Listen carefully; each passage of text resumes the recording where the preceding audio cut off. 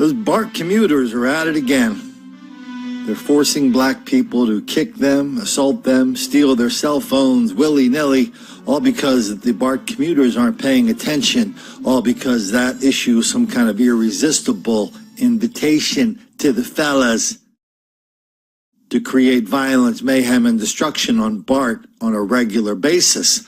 All with the cooperation of the local media. That's where this story goes, from one level to a way higher level. Why don't we see the latest story? But why don't we start the latest story by showing a little promotional clip that the television station runs about itself, right? About this hard-hitting news every day, 3 hours of news every day. We're on top of it. We're speaking truth to power. We're holding the powerful accountable. We're the big bad reporters of the San Francisco Bay Area.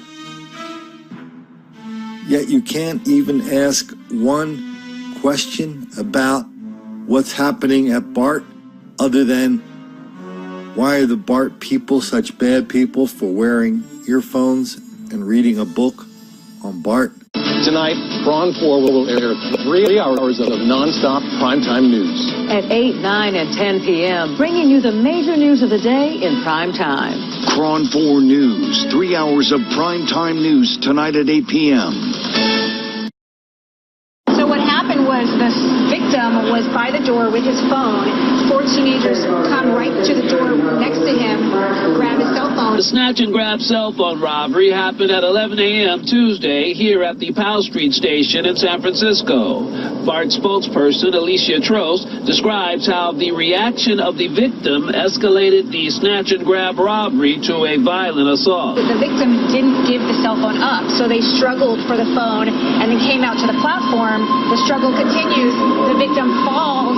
The 4 teenagers basically grab that phone, run up and out of the station so fast. This is not the first snatch and grab robbery involving teenagers targeting BART passengers this year. In fact, Trost says 4 teenagers robbed a passenger of their cell phone this past weekend at the Ashby BART station in Berkeley. We do have cell phone snatchings. They are a reality all over the Bay Area. I hear about them at coffee shops and malls, but also on BART because people get distracted. They'll stand and just have their nose in their phone, and I understand, the trying to pass the time, but when the doors open, that is the time we want all of our riders to be very aware. Because these cell phone thieves are juveniles, the only description BART police can provide is that they were all males, and they were all able to avoid officers here at the BART police substation as they got away. BART police investigators are checking surveillance videos to see if there's a connection between the 2 cell phone robberies involving teens here at Powell Street and the Ashby station in Berkeley.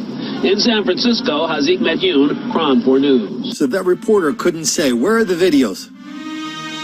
You've got cameras on every BART train. You've got cameras all over the station. Where are the videos?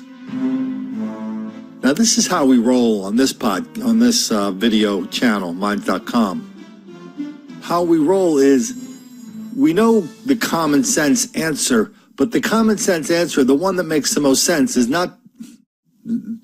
That's not really how you do it in the newspaper or media business. I'm not going to sit here and tell you something because that makes the most common sense. So the most common sense answer is, the reason that BART won't release the videos is because the videos show a whole bunch of black people committing these crimes one after another, boom, boom, boom, boom, boom.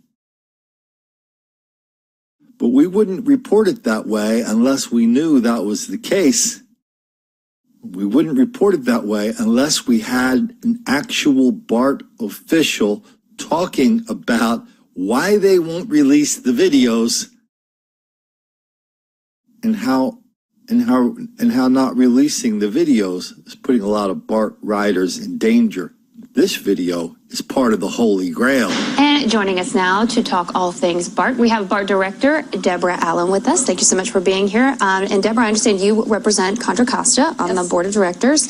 Now, as you go about riding BART and speaking with BART riders who want to tell you their concerns, what are they saying about safety on BART these days? I think people are genuinely concerned.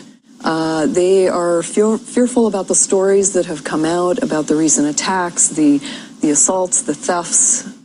They're concerned.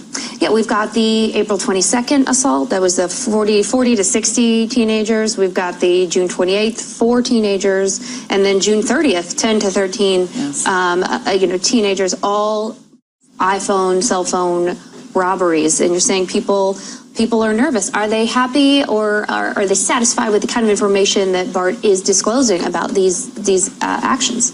I've received a number of requests and comments from riders to ask me to press for the release of the video of these incidents, and the reason for that is they want to see for themselves what's going on the trains, and they want to learn from that and determine how they can protect themselves a little better and be less vulnerable to those types of crimes on the trains. Now, we've heard that BART has said that it's because there are minors involved, and that's why they're not able to release the videos. Is that your understanding? Right. Originally, the April attack, the BART did say that because they were minors involved, and involved in addition to that, the investigation, when something is under investigation, they are not required to release the video.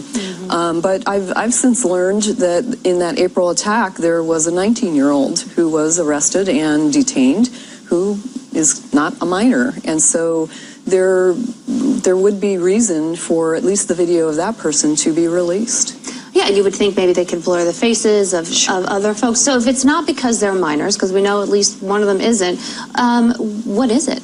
Well, so I asked that question recently, asked why can't we release these videos?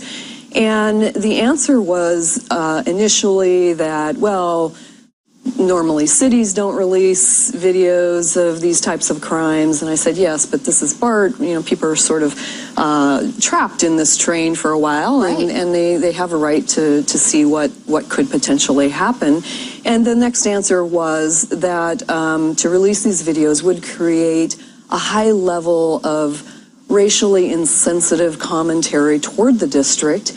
And in addition, it would create a racial bias in the riders against minorities on the trains. So they were saying that, and I assume the implication is that these crimes, or at least some of them, have been conducted by minorities, and so they don't want to release the footage because then that would somehow cause a racial bias. A racial bias? Right. Did they say... So if it were a video showing white teenagers robbing someone, we would have the video by now? Is that the implication? That is not a question I asked, but that might be a good question. Wow. What about the passengers? What about their rights to, as you said, protect themselves, see what's happening so they can know, like, if there's a place that they should sit or other ways that they can prevent these things from happening? Right. I think this goes back to priorities at BART. It's something I often talk about on a wide variety of subjects. What is the priority of BART? Is the safety of the passenger, of all passengers, is that a lesser priority than the racial bias issue? Look, I appreciate the station doing this story. BART withholding surveillance videos of crimes to avoid stereotypes. Okay. I appreciate Melissa breaking the story on her very, very soft news program, and I appreciate the woman from Costa County. Okay, that's all good. That's a start. But this story was more than 6 months ago. And the story is so soft. The big story is BART officials are conspiring to withhold, to conceal this rash of crimes by the fellas and their lovely ladies on the BART system. That is a fact. That is a fact confirmed by cops and riders over and over and over and over again. And now, they kind of when you get a story like this 6-8 months ago, everybody kind of has to creep around it. Everybody has to walk on eggshells because the possibility that you might say something to offend the sensibilities of the liberal ruling class in San Francisco is way more important than protecting the actual people who ride on BART. Yeah, that's what that last interview just said. And has anything happened since then? Has that woman from Contra Costa County, has she done anything to get these videos released? No, and since then, BART has been nothing but seeing more and more episodes of black violence and criminality directed on the passengers. Again, what puts this story into the stratosphere is not the fact that a couple people got their cell phone stolen. What puts this thing way up there is the fact that the people at BART are well aware of it, and they even confessed why they're doing. They even confessed why they are in denial, deceit, and delusion about what's happening on BART. And they even said they just don't want to make the black kids angry.